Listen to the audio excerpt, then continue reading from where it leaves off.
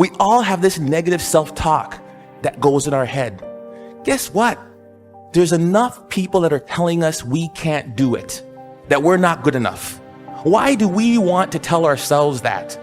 We know for a fact that thoughts influence action. It is time to be more selfish, where it's all about you and taking care of you. If you want to live your dream, you will have to fight for it. You will have to fight the greatest battles of your life. You will have to battle the external enemy. You've got to be willing to test yourself. You've got to be willing to look inside yourself and find out who you really are. You've got to be willing to stare nakedly at your inadequacies and be willing to push through them. Prove to yourself how much work you can put in. You know how much work it's going to take, and you know the time it takes. Invest in yourself to make your life better. So that way, when you achieve that success, it gives you so much satisfaction because you know you worked your butt off. Remember this, you're the lead character in the story of your life, and the person who controls that script is you and your God. And at any point, you can decide to step into a new chapter. You can step into be a whole new leading character. I'm going to discover the opportunity for me to grow and for me to get better. I'm telling you, I've already made up my mind that I know I will fall down. I know that I will stumble, but I already see myself getting back up. Therefore, I'm never down. I'm either up or getting back up. I'm going to learn. Greatest challenge and the greatest obstacle any human will face is their own doubts, their own fears, and their own conditioned thoughts. You got to love yourself. It's about self-love. Start understanding that if you're going to do something with your life, you got to fall in love with yourself again. You owe it to yourself to see how far you can go in life. You owe it to yourself to earn the kind of money you want to earn. You owe it to yourself to be the kind of person you want to be, to feel the energy you want to feel, to have the body you want to have from doing the work you know you are capable of doing. You owe it to yourself to feel the pride of knowing you made your life. You didn't get lucky. You worked for it. You sacrificed. When it was hard, you pushed harder.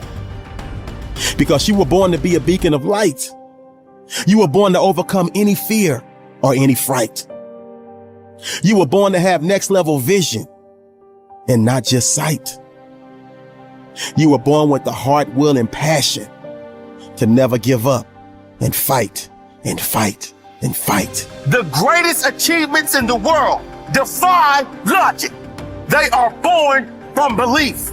The greatest achievements did not come from someone who saw what was possible and didn't dare attempt better. The greatest achievements came from those who see what is possible, but still believe they can achieve something impossible.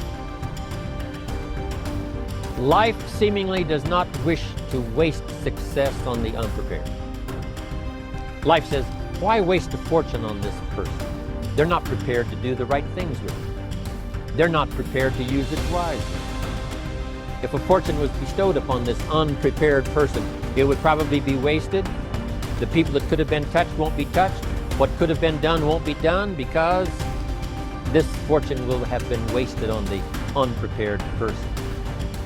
So not only look for fortune, not only look for the promise, but prepare yourself and ask of yourself, what can I do to make myself ready? Because remember, life was designed not to give us what we want, not to give us what we need, but life was designed to give us what we deserve. Every value in life must be paid for, and those that pay are the ones that get it. It says those that give receive. Someone says, I wish to receive, I wish to receive. You don't have to concentrate on receive. Just become a good giver.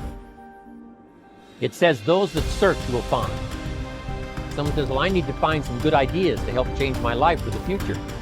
Then to find good ideas, that doesn't come because you need them, because it comes because you search for them.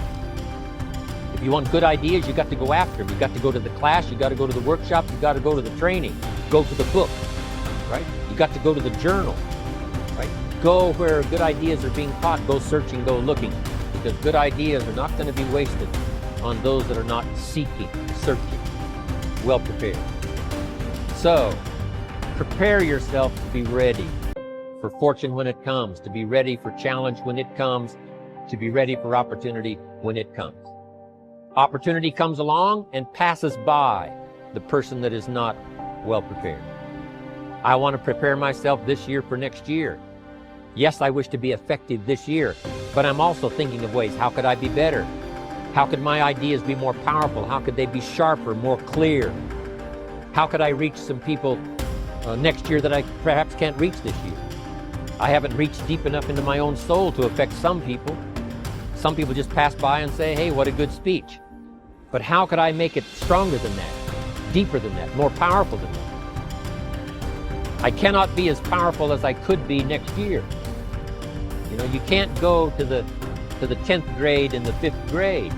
You just got to go through the grades, but the more you are prepared, when the 10th grade finally comes, now you can cash in and get 2 times, 3 times, 5 times more value from it by being prepared. There is no problem you cannot solve, no obstacle you cannot overcome, and no goal that you cannot achieve by tapping into your creative mind, exactly as it is today. You have far more intelligence and mental potential right now than you could ever use, even if you lived 100 years. Just because you have not accessed all of your mental powers up until now does not mean that you cannot begin using them from this day forward. Physical fitness and mental fitness are very similar in some respects. If you want to become physically fit, you have to work out and engage in physical exercise. If you want to build physical muscles, you must pump iron and drive new blood into your muscles by straining them with dumbbells or barbells. The more stress you put on your muscles, the stronger they become over time. Your mind is very similar. In order to build your mental muscles, you have to pump mental iron. You have to put stress and strain on your brain, concentrating all of your mental energies to generate ideas and solutions and to solve problems on the way to your goals.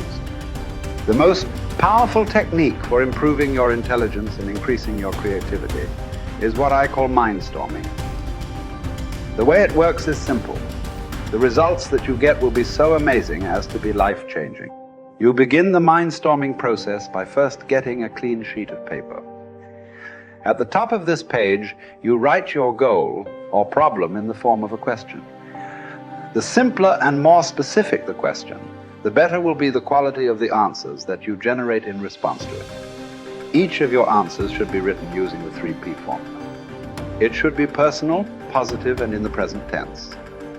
In other words, your answers should be written as affirmations or instructions from your conscious mind to your subconscious mind. Often, you will write down answers on this sheet and promptly forget them. Then sometime later, as a result of superconscious functioning, you will attract into your life an opportunity to put one of your answers into action. Once you have written your question at the top of the page, you then discipline yourself to generate at least 20 answers to that question. You can write down more than 20 answers to the question, but it is essential in this exercise that you set a goal for a minimum of 20. Your first 3 to 5 answers will be easy. You will quickly come up with answers like work harder, start earlier, and stay later. Work on higher value tasks.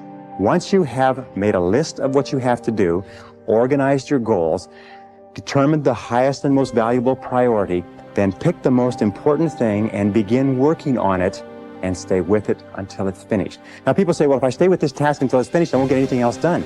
That doesn't matter. If it's the most valuable thing that you have to do, it's the most important thing that you could be working on. Now it's a wonderful thing. When you concentrate and work intensely on an important task, it gives you a feeling of energy and enthusiasm. When you complete an important task, your self-esteem goes up. You feel like a winner. You feel great about yourself. But if you work away on low priority tasks, even if you complete them and do them well, you don't get any bang for the buck. You don't get any excitement or thrill from doing something that's not important. As a matter of fact, most stress, anxiety, frustration in the world of work today comes from working very hard on irrelevant tasks. Benjamin Trigo said, if it's not worth doing, it's not worth doing right. And I think it was Drucker who said, the very worst thing in the world is to do very well what need not be done at all. The 6th key to time management is deadlines. How do you set deadlines? First of all, when you set the goal, When you specify the task, set the deadline when it's going to be accomplished. Always set the deadline with lots of room to spare, and always try to finish before the deadline. Tell other people that you're going to finish by this deadline. Promise others that you'll have your work done. It's a powerful way to act as what is called a forcing system. A forcing system is something that motivates you to stay at it. Because if you don't set a deadline and give yourself a forcing system, you fall into the trap of what is called Parkinson's law. Now, Parkinson's law says that work expands to fill the time allotted for it. That if you have 2 hours of work to do and 8 hours of time, you will stretch that work over 8 hours. Parkinson's law also says that work contracts to fill the time allotted for it. If you have 8 hours of work to do, and because of an emergency you have to have it done in 2 hours, you will get it done in 2 hours.